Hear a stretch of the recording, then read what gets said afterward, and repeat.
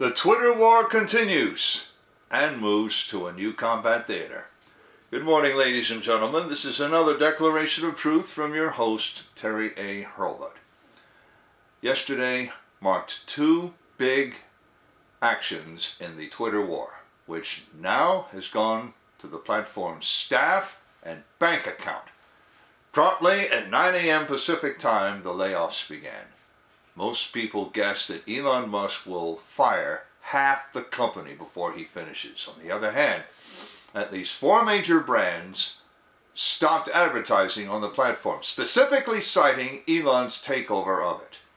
Musk himself seems to be striking a defiant attitude, but his actions this week have often been contradictory, and Andrew Torba at Gab Social waits to see whether Twitter will collapse, or whether Elon will get wise to the real nature of his enemies and embark on a real scorched earth campaign. Before I start, I do want to shout out to the prime sponsor of this channel, which is Conservative News and Views, link in the description. Be sure to check out the awesome CNAV Store. Scroll down near the bottom for that link.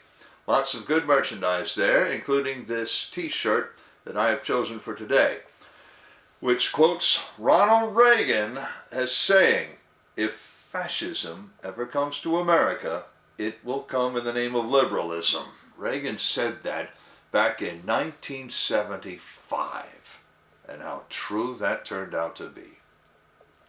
One more thing. If you like what you're about to hear, you can like this video. You can even click the bell icon to get a notice every time I come out with a new one. In fact, do you see that other little icon, the heart shape with the US dollar sign in it? That's the super thanks icon. If you really want to keep these videos coming, click on that and leave me a tip. Any currency will do, so long as it's legal tender. Now, the latest from the Twitter war zone comes from The Guardian, NPR, CNN, and PBS NewsHour. Layoff notices went out beginning when the company's San Francisco headquarters opened. Many are asking what sort of provocation might have prompted Musk to act. But in fact, Musk has promised to cut up to 75% of the labor force. Most watchers expect him to cut the labor force by 50%. Employees got one of 2 types of notice depending on whether they still had a job or not. I have a link in the description to a tweet from a user calling himself Gurbakshing Kahal, showing images of the 2 notices side by side. Now, the termination notice tells the employee that he no longer may enter the company premises or log on to the company's services. But laid off staff will remain on the payroll through February 2nd, 2023. Now, this casts serious doubt on the merits of a lawsuit from California employees filed in the U.S. District Court for the Northern District of California, San Francisco Division. I have a link to Matt Stiles' tweet carrying 2 pages out of that complaint. The suit alleges that Musk is firing people en masse without notice, in breach of the Worker Adjustment and Retraining Notification, or WARN Act. There's a federal WARN Act and a California WARN Act. But they're remaining on the payroll, even though they're not allowed on company premises anymore, weakens their case. I quote from Elon Musk's own tweet on the subject. Again, link in the description. Quote, "Regarding Twitter's reduction in force, unfortunately, there is no choice when the company is losing over $4 million a day. Everyone exited was offered 3 months of severance, which is 50% more than legally required." Close quote. Now, I am not a lawyer, but I now ask you to read the termination notice itself. Here are 2 relevant paragraphs. Quote, "During this time, you will be on a non-working notice period, and your access to Twitter systems will be deactivated. While you are not expected to work during the non-working notice period, you are still required to comply with all company policies, including the employee playbook and code of conduct." Close quote. Now, I recognize that he used a phrase that will confuse a lot of you. non-working notice. The non-working notice looks like something Musk made up, but I think it's just his name for something that's already done. The personnel experts at Bright HR describe the obligations of one leaving voluntarily to work their notice. In that discussion, they describe payment in lieu of notice. That allows the employer to let the employee go immediately, so long as the employer pays the notice. This would appear to be what Elon Musk has decided to do. He can afford to pay them for the 60 days the Warren Act requires, and he chose to pay them for that and for 30 days more than that. But he does not want them on the premises or to have moderational or administrative access to the platform. That, more than how long they have to find other jobs, is what really upsets the laid off staff. I have a link in the description to a tweet by Shannon Singh, which gives another example. Quote, "Yesterday was my last day at Twitter. The entire human rights team has been cut from the company.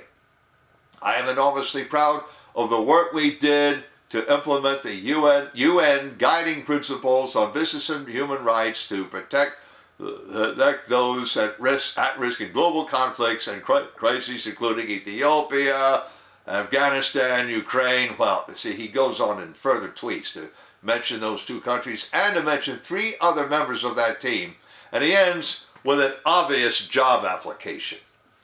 Now, in addition to human rights, other teams that have lost all or most of their staff include, without limitation, curation, tasked with promoting information the team considers most reliable or most worthy, ethical AI and machine learning, marketing and communication, search, public policy, wellness. And some of these things are probably redundant in that Tesla has them. Others are unique to Twitter and have been the biggest problem, putting a thumb on the scales of the marketplace of ideas. Now, the employees who had not lost their jobs received a different notice, which reads in part, quote, "Please note that until Monday, Birdhouse is temporarily offline, our office buildings are temporarily closed, and all badge access is temporarily suspended. Offices will reopen Monday, November 7th, close quote."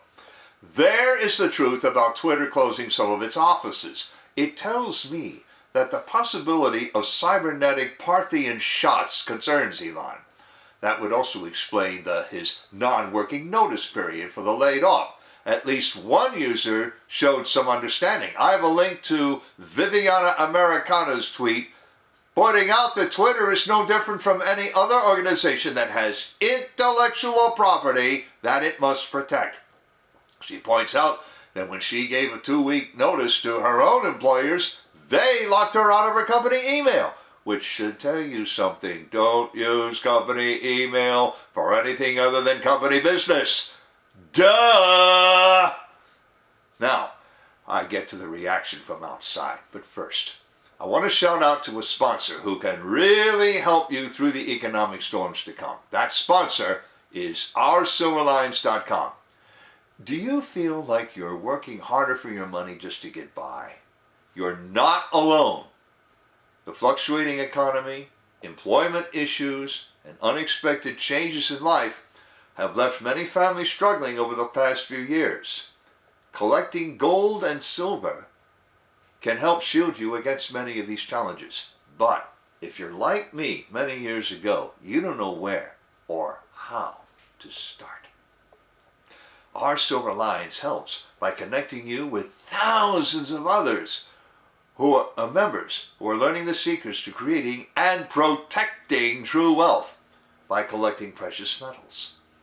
Now, whether you just want to collect rare and unique coins or take advantage of the business opportunities this company provides, either way, they can help you learn to live an exceptional life. Visit OurSilverLines.com to learn how you can build a legacy for your future. Now, The reaction to the layoffs, even from Elon Musk, to Elon Musk buying the company after what he said about freedom of speech, has outside activists screaming that Elon Musk was reneging on certain promises they allege that he made to them. Jessica Gonzalez, the CEO of Free Press, which is part of something called the #StopToxicTwitter Coalition, says, quote, he promised to retain and enforce the election integrity measures that were on Twitter's books before his takeover. With today's mass layoffs, it is clear that his actions betray his words, unquote, Jessica Gonzalez. Then she made one statement that I find difficult to accept. Now listen to this and see if you can catch where I had to bowdlerize it. Twitter was already an he-double hockey skate before Musk took over. His actions in the past week will only make it worse. That's right. She used exactly the same word from Elon Musk's attempt to meet the advertisers halfway. And I vehemently disagree that Twitter was anything but an he-double hockey skate for those on the right. Ms. Gonzalez, I'll tell you what. I challenge you to tell that to absolutely every conservative commentator who lost one or more accounts. Start with Representative Marjorie Taylor Greene of Georgia. And if you want to dispute me on that, leave a comment on this video. Those advertisers didn't give Elon any time. 4 of the biggest brands paused or terminated all advertising on Twitter, and they weren't the only brands. Here are the biggest ones that I know about so far. Volkswagen, which includes Audi, General Motors, General Mills, and Pfizer Pharmaceuticals. Frankly, I expect that from Pfizer given their recent activities and some talk about an amnesty regarding the virus that shall remain nameless. Of course, revenue has suffered.